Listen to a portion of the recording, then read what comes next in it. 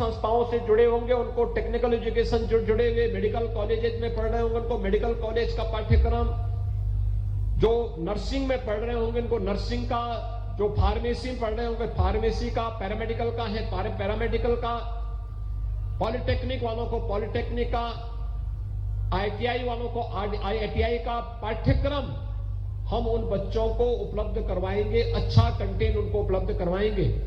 लेकिन साथ साथ नई राष्ट्रीय शिक्षा नीति के अंतर्गत एक युवा जब अपना पढ़ाई का कार्यक्रम, अपनी पढ़ाई पूरी कर रहा हो, अपनी डिग्री के पाठ्यक्रम या डिप्लोमा के कार्यक्रम को ले रहा हो, उस दौरान ही वह अपना रास्ता तय कर सके केंद्र और प्रदेश सरकार की योजनाओं को उसके साथ जोड़ने का कार्यक्रम, खासतौर पर कि प्रधानमंत्री मुद्रा योजना क्या है, प्रधानमंत्री स्टार्टअप की योजना क्या है, प्रधानमंत्री स्टैंड अप की योजना क्या है, मुख्यमंत्री युवा स्वरोजगार की योजना क्या है, उत्तर प्रदेश की एक जनपद एक उत्पाद की योजना, वन डिस्ट्रिक्ट वन प्रोडक्ट की योजना क्या है, विश्वकर्मा श्रम सम्मान की योजना क्या है।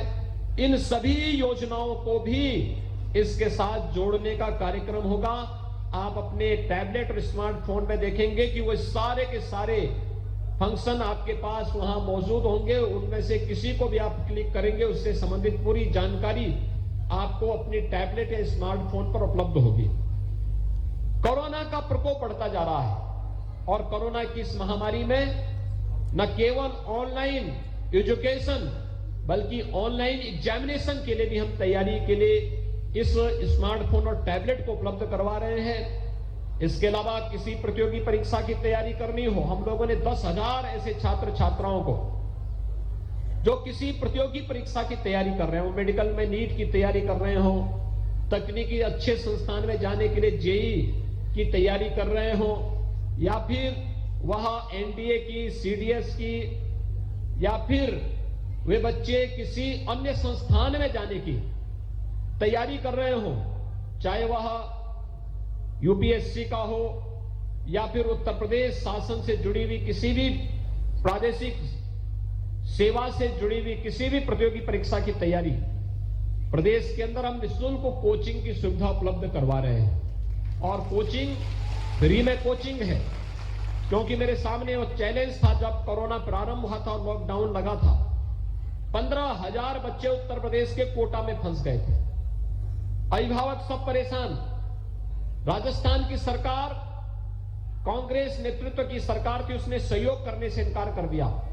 तब मैंने 500 बसेज उत्तर प्रदेश से भेजी, उनके साथ फोर्स भी भेजी और सभी बच्चों को सुरक्षित उनके घरों तक पहुंचाने की कार्रवाई हम लोगों ने उस समय संपन्न किया था। और आज इसीलिए सरकार ने तय किया है उत्तर प्रदेश के युवाओं को प्रतियोगी परीक्षाओं की तैयारी करने के लिए उत्तर प्रदेश के बाहर जाने की नौबत ना पाए, इसके लिए अभ्युदय कोचिंग की क्लासेस हम उत्तर प्रदेश के अंदर प्रारंभ कर चुके हैं। ऑफलाइन भी है, ऑनलाइन भी है।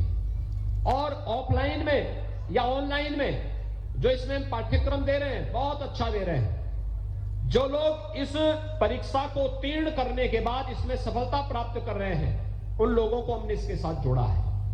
अधिकारी हैं, हमारे जो जिलाधिकारी हैं, सीडीओ हैं, या फिर एसपी हैं, या आईपीएस हैं, पीपीएस हैं, पीसीएस हैं, या अच्छे चिकित्सक हैं, या किसी भी फील्ड के उन लोगों को जिनके पास एक अनुभव है, उन लोगों को हमने इसके साथ जोड़ा है और वे अच्छा कोचिंग प्रदेश के अंदर दे रहे हैं। और ऐसे ही 10,000 ऐसे युवाओं को हम टैबलेट और स्मार्टफोन उपलब्ध करवा रहे हैं, जो अभ्युदय कोचिंग के साथ जुड़ करके विभिन्न प्रतियोगी परीक्षाओं की तैयारी भी कर रहे हैं। यानी प्रदेश का युवा अब अपने आप को केवल एक युवा नहीं, देश के सबसे ज्यादा युवा वाले प्रदेश, युवाओं के प्रदेश से नहीं, बल्कि वो अपने को एक स्मार्ट युवा भी कह सकता है जब टैबलेट और स्मार्टफोन उसके हाथ में होगा और देश और दुनिया की सारी जानकारी उसके पॉकेट में होगी, तो उस दिशा से वह अपने आप को तैयार कर पाएगा।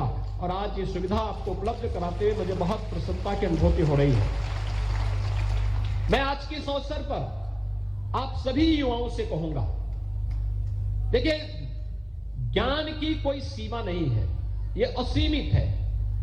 और जितना आप अर्जित कर सकते हैं अच्छे मार्ग पर एक स्वस्थ प्रतिस्पर्धा को आगे बढ़ा करके आपको उसके लिए अपने आप को तैयार करना होगा। अगर आप उसके लिए अपने आप को तैयार करते हैं तो मान करके चलिए कि आपका भविष्य उज्जवल है। जीवन में शॉर्टकट का रास्ता किसी व्यक्ति को तात्कालिक सफलता दिला सकता है, लेकिन अस्थायी सफलता नहीं दे सकता। अस्थायी सफलता के लिए व्यक्ति को परिश्रम के साथ ईमानदारी पूर्वक प्रयास करना होगा, और ईमानदारी पूर्वक प्रयास करने के लिए अगर आप आगे बढ़ते हैं तो जीवन में सफलता पग पग पर आपके साथ आती भी दिखाई देगी। और आज ये हम सबका सौभाग्य है कि नए भारत का नया उत्तर प्रदेश इस दिशा में तेजी के साथ आगे बढ़ रहा है। उत्तर प्रदेश हम लोगों ने पिछले 4.5 यानी 4.5 वर्ष हमारी सरकार को पूरे हो गए, 5 वर्ष होने जा रहे हैं, और इन 4.5 वर्ष के दौरान हमारी सरकार ने प्रदेश के अंदर 4.5 लाख युवाओं को सीधे सरकारी नौकरी दी, 1 करोड़ 61 लाख नौजवानों को रोजगार और नौकरी की सुविधाएं उपलब्ध करवाई, और 60 लाख लोगों को स्वतः रोजगार के साथ जोड़ने का कार्य भी किया है। इतने बड़े पैमाने पर नौकरी, रोजगार, स्वतः रोजगार इससे पहले कभी नहीं मिला था। लेकिन सरकार की किसी भी सरकार की जब सोच ईमानदार होती है तो काम उतना ही दमदार भी होता है, और उस दमदार कार्य के साथ सरकार आपके पास है। कितने बच्चों ने यहां पे वैक्सीन ले लिया है? बहुत सुंदर, बहुत अच्छा काम किया आप लोगों ने। जिन लोगों ने वैक्सीन नहीं लिया है, 15 वर्ष से ऊपर के वे सभी बच्चे वैक्सीन जरूर ले लेंगे। कोरोना महामारी का ये वैक्सीन कोरोना में एक सुरक्षा कवच है, और याद रखना, कोरोना के खिलाफ देश की इस लड़ाई को जीतना है तो हम सबको इसमें सहभागी बनना होगा। सार्वजनिक स्थान पर हम चाहें तो मास्क जरूर धारण करें। हर हाल में बचाव के उपाय, ये जो थर्ड वेव आ रही है, ये थर्ड वेव खतरनाक नहीं, लेकिन हां, सावधानी और सतर्कता बीमारी से हमेशा आवश्यक है। बीमारी को छुपाना नहीं चाहिए, लेकिन बीमारी से बचाव जरूर हो। और बीमारी से बचाव इसलिए आवश्यक है क्योंकि बहुत सारे लोग ऐसे होंगे जो बीमार होंगे, बहुत सारे लोग ऐसे होंगे जो कमजोर इम्यूनिटी के होंगे, बहुत सारे लोग ऐसे भी होंगे जिन लोगों को हो सकता है पहले से कोई बीमारी हो। वे लोग अगर बचाव नहीं करेंगे, जबरदस्ती आ बैल मुझे मार वाली कहावत को अपने साथ दोहराने का प्रयास करेंगे तो उनके लिए खतरनाक हो सकता है।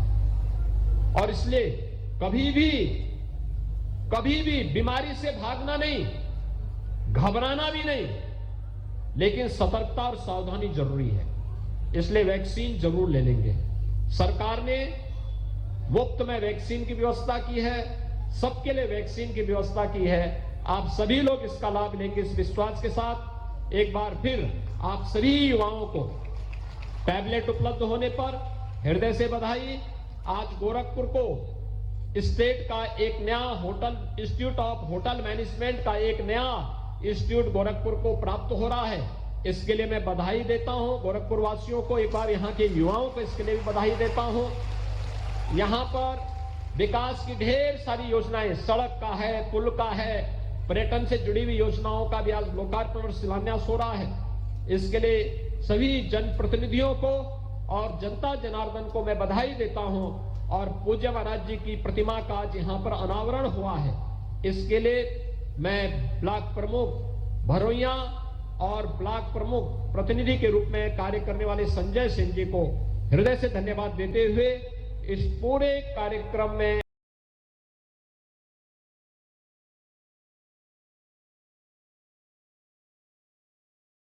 आप सब ने भागीदारी की है, इसके लिए अपनी शुभकामनाएं देता हूं। धन्यवाद। जय हिंद।